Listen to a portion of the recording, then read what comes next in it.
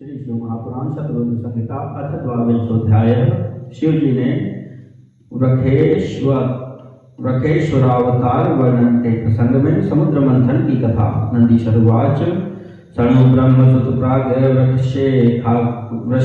वृषेशाख्यं मुनीश्वर शिवावतारं सल्लीलं हरिगर्भहरं वरम।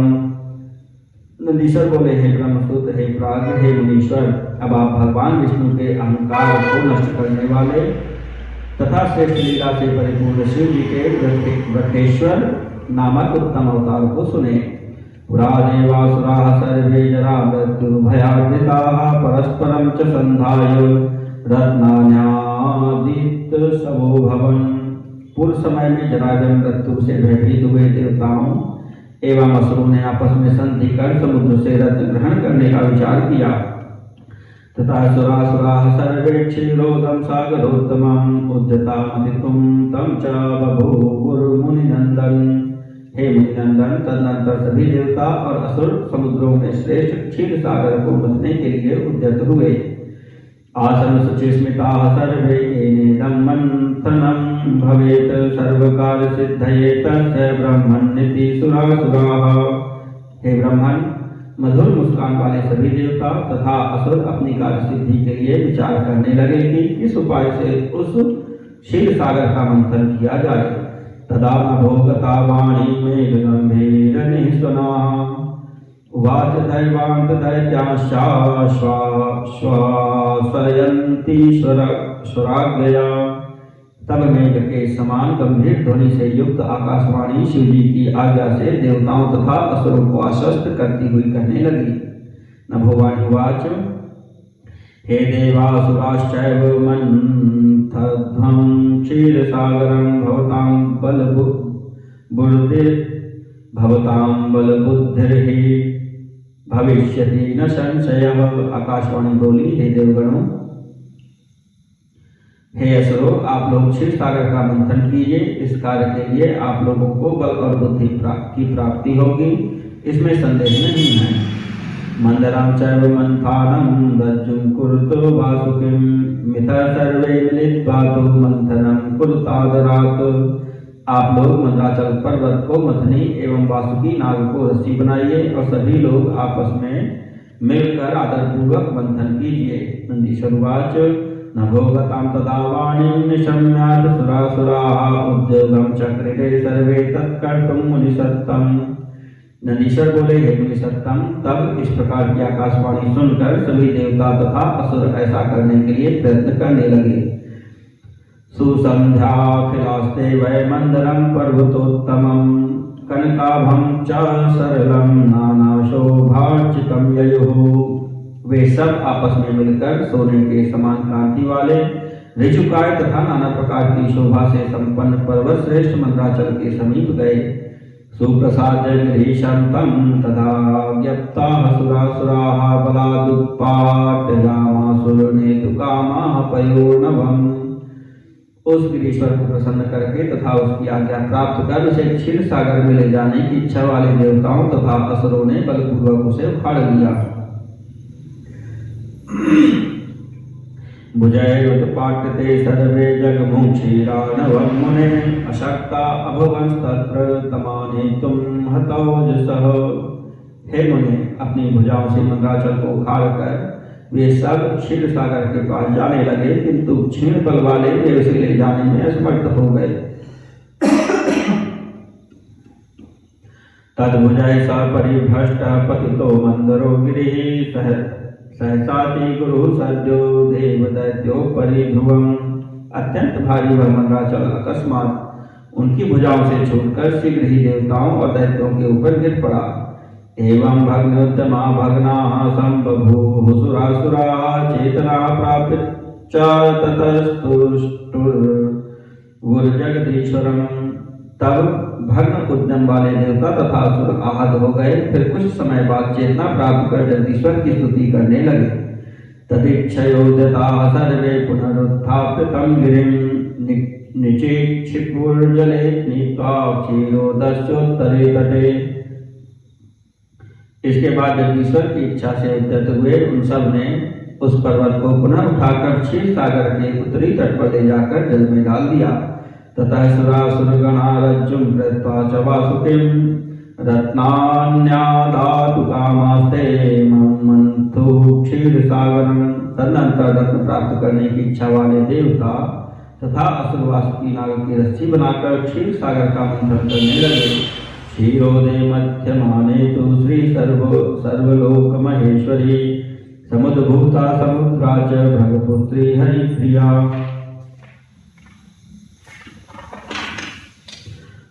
धन्वन्तरी शशांकश्च पारिजातो महाद्रुमः उच्चैःश्रवाशतुलको गज ऐरावतस्तथा सुराहरिधनुशङ्को गावः कामदुभास्ततः कौस्तुभाख्यमणिश्चैव तथा पीयूषमेव च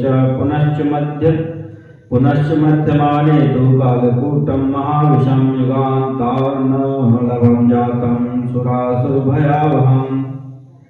क्षीर सागर का मंथन किए जाने पर स्वर्गलोक की महेश्वरी भगपुत्री हरिप्रिया महालक्ष्मी समुद्र से प्रकट हुई। उसके बाद धन्वंतरी, चंद्रमा, पारिजात, कल्प वृक्ष, उच्चैःश्रवा घोड़ा, ऐरावत हाथी, सुरा, विष्णु का शारंग धनुष, शंख, कामधेनु, गोवृंद, कौस्तुभ मणि तथा अमृत उत्पन्न हुए। पुनः मथे जाने पर प्रयाग्नि अग्नि के समान कांति वाला और देवताओं तथा असुरों को भय उत्पन्न करने वाला कालकूट नामक महाविष उत्पन्न हुआ।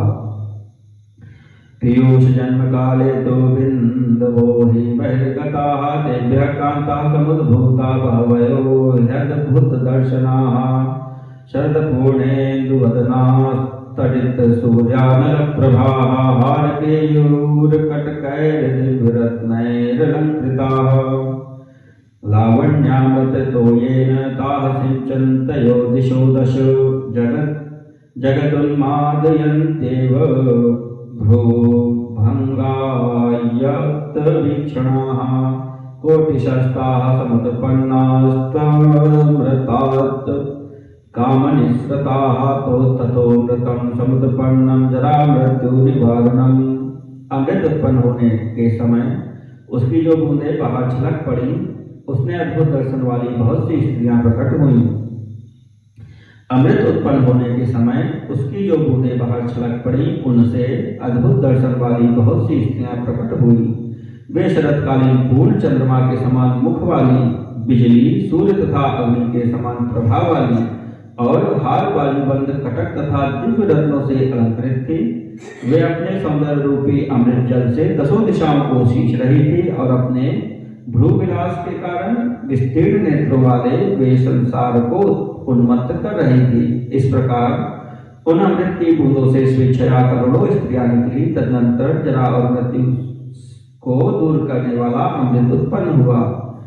लक्ष्मीं शंखं कौस्तुभं च खड्गं जग्राह केशवः जग्राहार्को हयं दिव्यमुच्चैःश्रवसमादरात् पारिजातं तरोवर्मैरावतमीभेश्वरम् शचीपतिश्च जग्राह निर्जरेशो महादरात्। लक्ष्मी, शंख, कौस्तुभ मणि और खड्ग को श्री विष्णु ने ग्रहण किया। सूर्य ने बड़े आदर के साथ दिव्य उच्चैःश्रवा नाम का घोड़ा ले लिया। देवताओं के स्वामी शचीपति इंद्र ने अत्यंत आदरपूर्वक वृक्षों में श्रेष्ठ पारिजात एवं हाथियों के राजा ऐरावत को ग्रहण किया।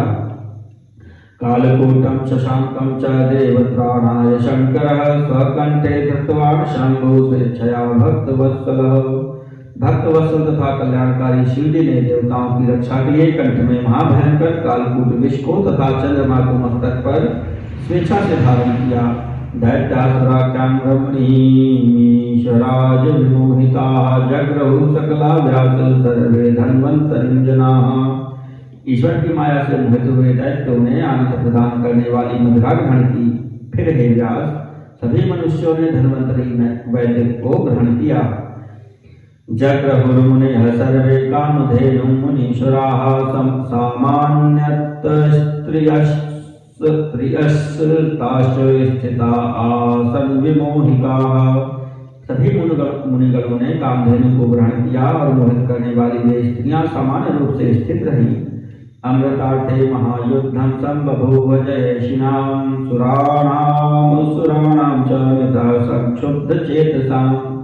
विजय के अभिलाषा वाले तथा व्याकुल चित्त वाले देवताओं एवं राक्षसों में अमृत के लिए परस्पर महान युद्ध हुआ। ऋतं सोमं च दैत्यैर्बलाद्देवान् विजित्य च बलिप्रभृतिभिर्व्यास युगान्ताग्न्यर्कसुप्रभयः। हे व्यास, प्रलयकालीन अग्नि तथा सूर्य के समान महान तेजस्वी बलि आदि दैत्यों ने बलपूर्वक देवगणों को जीतकर उनसे अमृत छीन लिया। देवाः शंकर मापन्ना विह्वला शिवमाया सर्वे शक्रादयस्तात् दैत्यैरर्दिता बलात्। ततस्तद्व्रतं यत्नात् स्त्रीस्वरूपेण मायया शिवा गया वनेशेन दैत्येभ्यश्च हतं मुने। हे तात, तदनंतर शिव की माया से दैत्यों के द्वारा बलपूर्वक पीड़ित किए गए इंद्रादि सभी देवता व्याकुल होकर शिव जी की शरण में आए। हे मुने, तब शिव जी की आज्ञा से विष्णु ने माया से स्थिर रूप धारण कर बड़े यत्न से दैत्यों से उस अमृत को छीन लिया। अपाययत सुरांशतांश मोहिनी स्त्री स्वरूप धृक मोहित्वा सुरान सर्वान् हरिर्माया विनाम्बरः। तत्पश्चात मायावियों में श्रेष्ठ मोहिनी स्त्री रूपधारी विष्णु ने समस्त दैत्यों को मोहित कर वह अमृत देवगणों को पिला दिया। गत्वा निकटमे तस्या ऊचिरे दैत्यपुंगवाः पाययस्व सुधामेतां मा भूतभेदोत्र पंक्तिषु। तब उस मोहिनी रूप वाली स्त्री के पास जाकर उन श्रेष्ठ दैत्यों ने कहा, इस सुधा को हम सभी दैत्यों को भी पिलाओ, जिससे सभी प्रकार का पंक्ति भेद न हो, जिससे किसी प्रकार का पंक्ति भेद न हो। एतदुक्त्वा ददुस्तस्मै विष्णवे छलरूपिणे ये ते दैत्या दानवाः सर्वे शिवमाया विमोहिताः। ऐसा कहकर शिव माया से मोहित हुए सभी दैत्यों एवं दानवों ने कपट रूपधारी उन विष्णु को वह अमृत दे दिया। एतस्मिन्नन्तरे दृष्ट्वा स्त्रियो दानव पुंगवाः अनयन्नमृतोद्भूता यथास्थानं यथा सुखम्। इसी बीच में वरिष्ठ दैत्य अमृत से उत्पन्न स्त्रियों को देखकर वहीं उन्हें सुखपूर्वक यथा स्थान ले गए।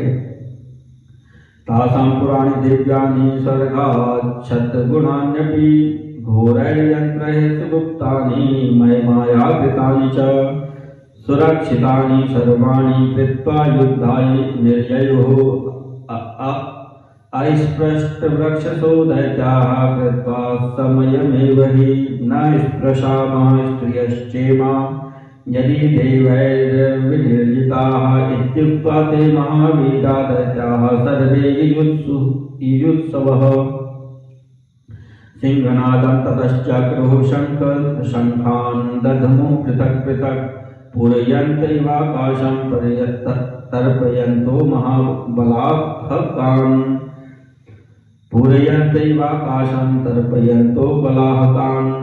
उन स्त्रियों के नगर स्वर्ग से भी 100 गुने मनोहर मैं दानव की माया से विनिर्मित तथा सुदृढ़ यंत्रों से सुरक्षित थे। उन सभी को सुरक्षित करके उनका आलिंगन किए बिना ही वे दैत्य प्रतिज्ञा करके युद्ध हेतु निकल पड़े।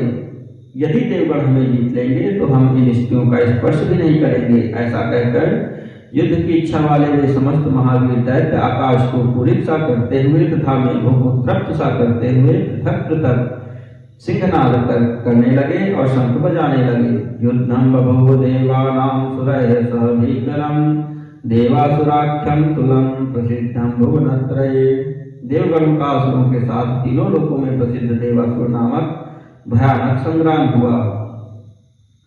जयं प्रापुसुराः सर्वे विष्णुना परिरक्षिताः दैत्याः पलायितास्तत्र हताः सामरविष्णुना दैत्याः सम्मोहिताः देवैर्विष्णुना च महात्मना हतावशिष्टाः पातालं विविशुर्विवराणि च। उस संग्राम में विष्णु के द्वारा सब प्रकार से रक्षित तथा सभी देवताओं की विजय हुई।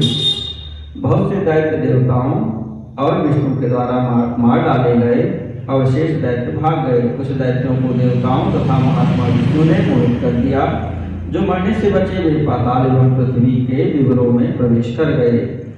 अनुव्राजतान् विष्णुश्च चक्रपाणिर्महाबलः पातालं परमं गत्वा संस्थितान् भीतवत्। महाबली विष्णु ने हाथ में चक्र लेकर अत्युत्तम पाताल में जाकर भयभीत होकर स्थित हुए उन दैत्यों का पीछा किया। एकस्मिन्नन्तरे विष्णुर्ददर्शामृतसम्भवाः कान्ताः पूर्णेन्दुवदना दिव्यलावण्यगर्विताः। सम्मोहितः कामबाणैर्लेभे तत्रैव निर्वृतिं ताभिश्च वरनारीभिः पीडमानो बभूवः।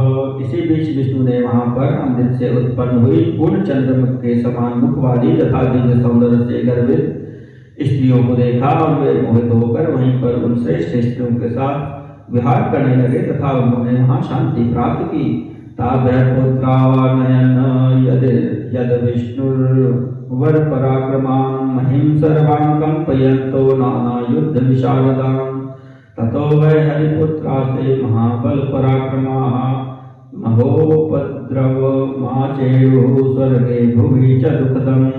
विष्णु ने उन स्त्रियों से श्रेष्ठ पराक्रम वाले तथा युद्ध करने में निपुण अनेक पुत्र उत्पन्न किए, जिनके बल से सारी पृथ्वी कांप उठती थी। तत्पश्चात महाबलवान एवं पराक्रमी वे विष्णु पुत्र संपूर्ण पृथ्वी को कंपित करते हुए सर्वलोक तथा भूलोक में दुखद महान उपद्रव करने लगे। लोकोपद्रवमालक्ष्य निर्जरा मुनयो तवै चक्रुर्निवेदनं तेषां ब्रह्मणे प्रणिपत्य च। सारे संसार में उनका इस प्रकार का उपद्रव देखकर मुनियों एवं देवताओं ने ब्रह्मा को प्रणाम कर उनसे निवेदन किया। तत्श्रुत्वादायतान् ब्रह्मा ययौ कैलासपर्वतं तत्र दृष्ट्वा शिवं देवं प्रणनाम पुनः पुनः। तुष्टावविविधैः स्तोत्रैर्नतस्कन्धः कृताञ्जलिः जय देव महादेव सर्वस्वामिन्निति ब्रुवन्। यह सुनकर ब्रह्मा जी उन्हें साथ लेकर कैलाश पर्वत पर गए। महाप्रभु शिव जी को देखकर विनम्र भाव से अंजलि बांधे हुए उन्होंने बारंबार प्रणाम किया तथा हे देव, हे महादेव, हे सर्वस्वामी, आपकी जय हो ऐसा कहते हुए अनेक स्तुतियों के द्वारा उनकी स्तुति की। ब्रह्मोवाच देवदेव महादेव लोकान् रक्षाखिलान् प्रभो उपद्रुतान् विष्णुपुत्रैः पातालस्थैर्विकारिभिः। ब्रह्मा बोले, हे देवदेव, हे महादेव, हे प्रभु, पाताल में स्थित विकार युक्त तथा उपद्रवी विष्णु पुत्रों से संत्रस्त संपूर्ण लोगों की रक्षा कीजिए। नारीश्वमृत भूतासु संसक्तात्मा हरिर्विभो पाताले तिष्ठति इदानीं रमते हि विकारवान्। हे विभो, विकार से ग्रस्त होकर विष्णु जी अमृत से उत्पन्न स्थितियों में आसक्त चित्त होकर इस समय पाताल में स्थित हैं और उनके साथ स्थित हैं। नंदीश्वर वाच इत्थं बहुस्तुतः शंभुर्ब्रह्मणा निर्जरैः लोक संरक्षणार्थाय विष्णुरानयनाय च। नंदीश्वर बोले, इस प्रकार लोक संरक्षण के लिए तथा पाताल से विष्णु को लाने के निमित्त ऋषियों सहित देवताओं तथा ब्रह्मा ने शिव जी की बहुत स्तुति की। ततः स भगवान शंभु कृपा सिंधुर्महेश्वरः तदुपद्रवमाज्ञाय व्यकरूपो बभूवः। तदनंतर कृपा सिंधु भगवान महेश्वर शिव ने उस उपद्रव का वृत्तांत जानकर वृषभ का रूप धारण कर लिया। इति श्री शिव महापुराणे तृतीयायां शतरुद्र संहितायां विष्णुपद्रव व्रतावतार वर्णनम नाम 12वां अध्यायः।